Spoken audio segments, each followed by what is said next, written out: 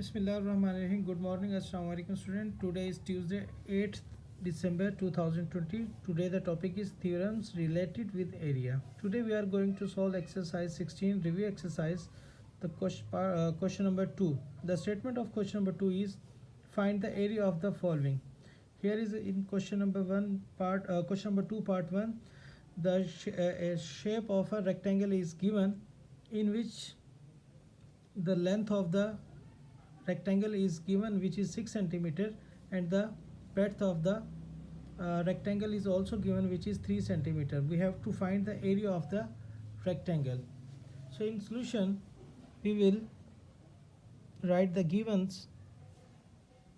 So we'll write in a rectangle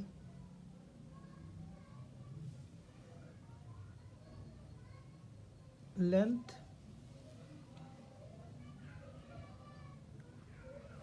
of a rectangle is given which is 6 centimeter and the breadth of a rectangle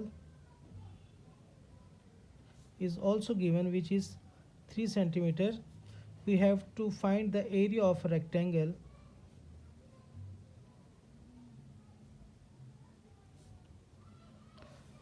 The formula to find the area of a rectangle we will write as we know. Area of a rectangle is equal to length multiplied by breadth or width.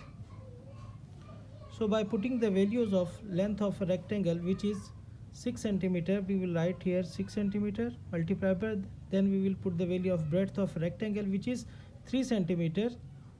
So by multiplying length and breadth, 6 multiplied by 3 becomes 18 centimeter square. So the area of a rectangle is 18 centimeter square. So it is the area of a rectangle